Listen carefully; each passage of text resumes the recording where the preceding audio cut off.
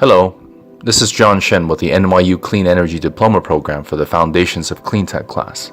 In this video, I explore the question, are energy storage solutions the key to bringing renewable energy to the masses?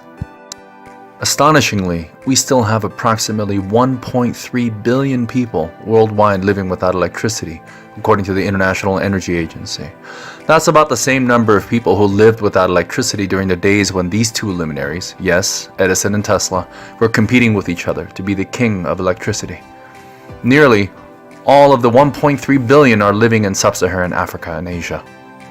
Can the continual and drastic cost reductions and ever-increasing technological advances in energy storage be the key to widespread adoption of renewable energy in emerging markets in the near future? I interview my former colleague, Chris Rollins, an engineer and now solar specialist based in Africa, to help answer this question. My name is Chris Rollins. I'm a professional engineer based in Botswana and Rwanda. I have a bachelor's in architectural engineering and a master's in environmental. I got into solar power building infrastructure in South Sudan for the government before the Civil War in 2013.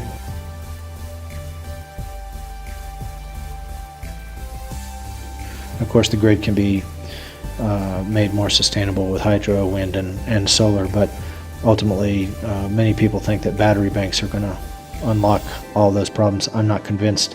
Having owned a mobile phone, a car, a motorcycle, etc., which all have battery problems inevitably sooner than anticipated, I'm not on the bandwagon that electrical storage is this salvation for grids and mini grids.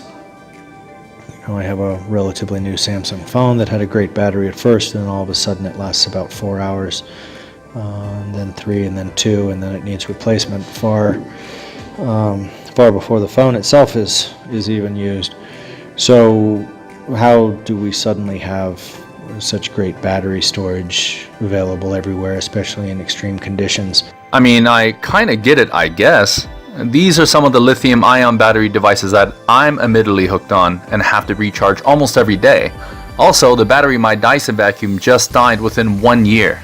Well, Chris, how about the advances Tesla's making with large battery projects in the US, South Australia, New Zealand, and elsewhere worldwide, purportedly enhancing efficiency, resiliency, security, cost, and sustainability of energy systems? Would these work in emerging markets, perhaps?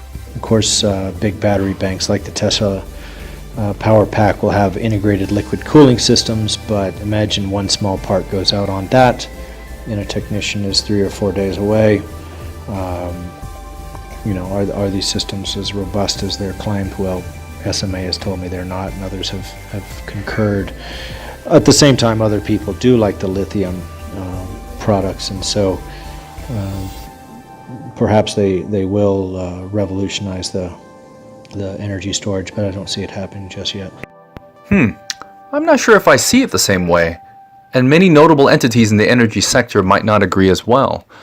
Paul Hawken and his research team in Drawdown says energy costs were $1,200 per kilowatt hour in 2009, but dipped to $200 in 2016, with projections as low as $50 before the end of this decade.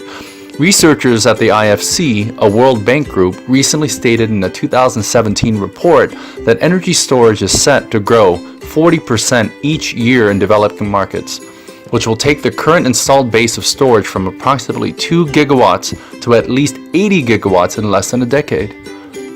In the past few months, Greentech Media's Energy Gang has been heavily focusing on energy storage. Here's a small clip from their February 23, 2018 podcast titled A Historic Moment for Energy Storage. We're going to talk about some really important subjects. The first one being energy storage.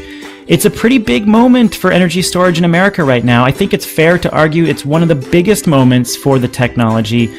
The excitement surrounding energy storage and its potential impact for renewables is well warranted. However, these recent advancements are, recent. They need to be proven and tested in practical applications and also packaged and made affordable for emerging markets.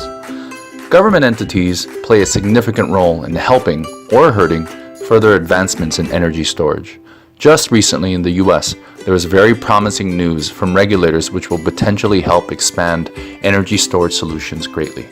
FERC, the Federal Energy Regulatory Body, issued a powerful decree to all the wholesale markets in the land: find a way to value storage, put it on an even playing field with other technologies. As storage, and really we're mostly referring to batteries here, keeps showing very impressive cost and performance improvement. Jim Rogers in Lighting the World argues that many influential and powerful people over the years have talked about achieving income equality and equal rights for women, but hardly any of them have focused on energy being the key foundation for economic development, education, health, and efficient farming. Many international aid agencies and the private sector have been wary of investing in small and large-scale clean tech initiatives due to real and perceived high costs and risks. However, thanks to drastic drops in energy storage prices paired with substantial progress in efficiency and price reduction per kilowatt hour of systems such as PV and wind, a report by Mckinsey and Company published in August 2016 stated that there is money to be made from energy storage even today, and that the introduction of support and policies could make the market much bigger and faster. With companies like Tesla leading the pack in delivering successful large-scale energy storage solutions with economies of scale, rapid technological advances, and lower costs, there is great promise and potential for emerging markets in the very near future.